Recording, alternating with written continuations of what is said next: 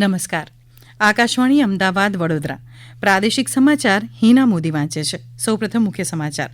રાજ્યના આરોગ્ય વિભાગ દ્વારા તબીબ, સર્જન અને ફિઝિશિયન સહિતની 2804 જગ્યાઓ પર ભરતીની જાહેરાત. લોકકલ્યાણ, ઇનોવેશન અને ટેકનોલોજીના ઉપયોગથી ગુજરાત દેશનું રોલ મોડેલ બન્યું હોવાનું મધ્યપ્રદેશના મુખ્યમંત્રી ડોક્ટર મોહન યાદવે જણાવ્યું. રાજ્યપાલ આચાર્ય દેવવ્રતે ગ્રામીણ મહિલા ખેડૂતોને પ્રાકૃતિક ખેતીના મિશનમાં સક્રિય રીતે જોડાવા અનુરોધ કર્યો.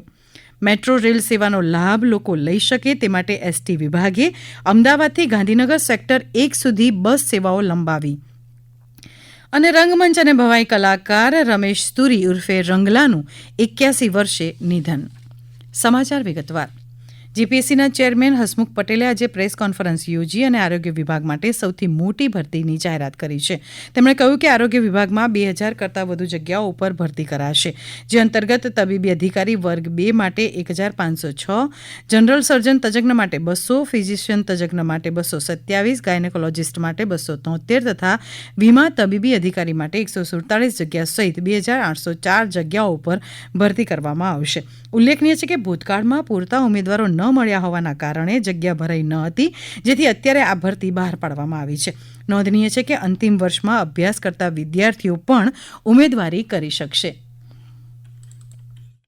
આરોગ્ય વિભાગના 29 સંવર્ગની 2804 જેટલી જગ્યાઓ માટેની જાહેરાત આયોગની વેબસાઇટ ઉપર મૂકવામાં આવી છે અને આવતીકાલે બપોરે 1 વાગ્યાથી ઉમેદવારો એમાં અરજી કરી શકશે. આરોગ્ય વિભાગની મોટી સંખ્યામાં જે જગ્યાઓ બાકી હતી એ અંગે છેલ્લા કેટલાક સમયથી આરોગ્ય વિભાગ સાથે પરામર્શ ચાલી રહેલો અને અમે 2 દિવસ પહેલા એ પરામર્શ પૂર્ણ થયો અને એના અનુસંધાને આજે આ જગ્યાઓની જાહેરાત બહાર પાડવામાં આવી છે. મધ્યપ્રદેશના મુખ્યમંત્રી ડોક્ટર મોહન યાદવ તથા તેમનું પ્રતિનિધિ મંડળ ગુજરાતની 2 દિવસીય મુલાકાતે છે. તેઓ ગાંધીનગરમાં મુખ્યમંત્રી ભૂપેન્દ્ર પટેલ તથા નાણાં ઉર્જા મંત્રી કનુ દેસાઈને મળ્યા હતા, જ્યાં તેમને ગુજરાતના વિકાસના નવતર આયામોથી માહિતગાર કરાયા હતા. મધ્યપ્રદેશના મુખ્યમંત્રી ડોક્ટર મોહન યાદવે CM dashboard, medical education, road infrastructure, ઉર્જા સક્ષમતા અને રિન્યુએબલ એનર્જી, આત્મનિર્ભરતા, pharmaceutical, bulk drug, MSME sector, શહેરી વિકાસ યોજનાઓમાં ટીપીના અમલીકરણ, સેમિકન્ડક્ટર સેક્ટર તથા માર્ગ વાહન વ્યવહાર જેવા ક્ષેત્રોમાં ગુજરાતે કરેલા નોંધપાત્ર વિકાસની પ્રશંસા કરી હતી અને લોકકલ્યાણ, ઇનોવેશન અને ટેકનોલોજીના ઉપયોગથી ગુજરાત દેશનું રોલ મોડેલ બન્યું હોવાનું તેમણે જણાવ્યું હતું. મુખ્યમંત્રી ભૂપેન્દ્ર પટેલે આ બેઠકમાં જણાવ્યું કે પ્રધાનમંત્રીના દૂરદર્શી નિર્ણયથી ગુજરાત વિકાસની નવી ઊંચાઈઓ સર કરવામાં સક્ષમ બન્યું છે. ગ્રામીણ મહિલા ખેડૂતોને પ્રાકૃતિક ખેતીના મિશનમાં સક્રિયતાથી સહભાગી થવા રાજ્યપાલ આચાર્ય દેવવ્રતે અનુરોધ કર્યો છે. મધ્ય ગુજરાતના 10 જિલ્લાઓની 700 જેટલી પ્રશિક્ષિત પ્રાકૃતિક કૃષિ સખી મહિલાઓને સંબોધતા રાજ્યપાલે જણાવ્યું કે પ્રાકૃતિક કૃષિ એ પરમાત્માની પ્રકૃતિ માટેનું પોષણ અભિયાન છે. ગુજરાતમાં 11160 ગ્રામીણ મહિલા ખેડૂતોને પ્રાકૃતિક ખેતીની પદ્ધતિસરની સઘન તાલીમ આપીને પ્રાકૃતિક કૃષિ સખી તરીકે તૈયાર કરવામાં આવી છે. પ્રાકૃતિક કૃષિ સખી પોતપોતાના ગામમાં અન્ય મહિલાઓને પ્રાકૃતિક કૃષિ કરવાની પ્રેરણા અને તકનીકી માર્ગદર્શન આપશે. મેટ્રો રેલ સેવાનો લાભ લોકો લઈ શકે તે માટે એસટી વિભાગે અમદાવાદથી ગાંધીનગર સેક્ટર 1 સુધી બસ સેવાઓ લંબાવી છે. અમદાવાદ શહેરમાં મેટ્રો રેલ સેવા અમુક વિસ્તારોમાં શરૂ થઈ ગઈ છે, ત્યારે તેના રૂટમાં હાલ વધારો કરવામાં આવ્યો છે. જે મુસાફરોને ગાંધીનગર સેક્ટર 1 સુધી મેટ્રોમાં જવું હશે તેમના માટે સચિવાલય, પથિકાશ્રમ અને ગાંધીનગર સીબીએસ જવા આવવા માટે એસટી સેવાઓ શરૂ કરવામાં આવી છે. પાટણની ખાનગી કોલેજમાં થયેલા રેગિંગ કેસમાં આરોપી 15 વિદ્યાર્થીઓના 1 દિવસના પોલીસ રિમાન્ડ પૂર્ણ થતાં તેમને કોર્ટમાં રજૂ કરાયા હતા, જ્યાં પોલીસે વધુ રિમાન્ડની માંગણી ન કરતા તમામને પાટણની સુજનીપુર સબ જેલમાં મોકલવામાં આવ્યા છે. આ 15માંથી 7 આરોપી વિદ્યાર્થીઓએ જામીન અરજી કરી હતી, જેમને કોર્ટે નામંજૂર કરી છે. આરોપીઓ હવે સેશન્સ કોર્ટમાં જામીન અરજી કરી શકશે. આ સમાચાર આપ આકાશવાણી અમદાવાદ વડોદરા કેન્દ્ર પરથી સાંભળી રહ્યા છો. આ સમાચાર આપ અમારી YouTube channel AIR news Gujarat પર પણ સાંભળી શકશો. વધુ સમાચાર માટે આપ અમારા એક્સ હેન્ડલ AIR_ABAD ને ફોલો કરી શકશો. રંગમંચના કલાકાર રમેશ તુરી ઉર્ફે રંગલાનું 81 વર્ષે નિધન થયું છે. વર્ષ 1954થી ભવાઈ, નાટક, થિયેટર, રેડિયો, ટેલિવિઝન અને ફિલ્મ એમ વિવિધ કલા મંચ પર અભિનેતા, લેખક, દિગ્દર્શક, પ્રોડ્યુસર તરીકે આજીવન સેવા આપી હતી. આ ઉપરાંત તેમણે ગુજરાતી, મરાઠી, ભોજપુરી, રાજસ્થાની અને હિન્દી ભાષાની 500 જેટલી ફિલ્મોમાં મુખ્ય સહાયક નિર્માતા અને નાની મોટી ચરિત્ર ભૂમિકાઓ ભજવી હતી. રાજ્ય સરકાર દ્વારા તેમને વર્ષ 2012માં ગુજરાત ગૌરવ પુરસ્કારથી સન્માનિત કરવામાં આવ્યા હતા. રમેશ તુરીનું મૂળ નામ રેવાભાઈ નથુભાઈ તુરી હતું. તેમનું વતન અને જન્મસ્થળ પાટણ તાલુકાનું બાલીસણા ગામ છે, જ્યારે તેમની કર્મભૂમિ રાજકોટ રહી છે.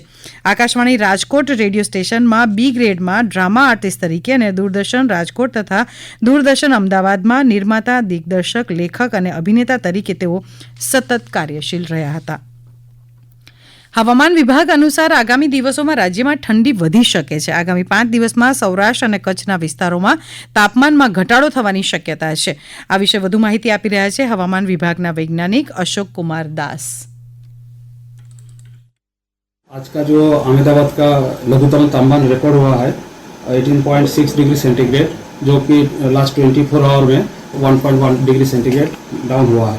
और जो गुजरात रीजन में लघुत्तम तापमान रिकॉर्ड हुआ है वो नालिया में 14.1 डिग्री सेंटीग्रेड. अभी जो पवन की दिशा है उत्तर पूर्व दिशा में है और अहमदाबाद का जो फोरकास्ट है जनरली क्लियर स्काई रहेगा और तापमान 18 डिग्री सेंटीग्रेड के आसपास रहने का पूर्वानुमान दिया गया है. મોરબી જિલ્લામાં વેકેશન દરમિયાન શૈક્ષણિક કાર્ય ચાલુ રાખવા બદલ 5 શાળાઓને કારણદર્શક નોટિસ પાઠવવામાં આવી છે.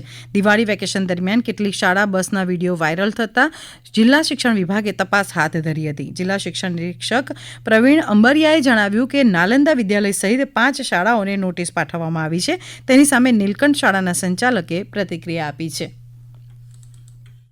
બાળકોનું શૈક્ષણિક કાર્ય છે અંદાજિત 25-30 દિવસ જેટલું ઓછું થયું હતું. એ અનુસંધાને આ વર્ષે અમે વિચાર્યું હતું કે અઠવાડિયું પહેલાં કદાચ સ્કૂલ ખોલી દઈએ, અને ઘણા બધા વાલીઓને પણ અમને કીધું હતું કે સર હવે સ્કૂલ ચાલુ કરો તો સારું છે, કારણ કે બાળકોનું ભણતર બહુ બગડે છે. અને વાલીઓની સહમતિથી જ અમે સ્કૂલ ચાલુ કરેલી હતી અને બાળકોને પણ ઈચ્છા હતી અને બધા બાળકો આ કારણસર જ સ્કૂલે આવતા હતા.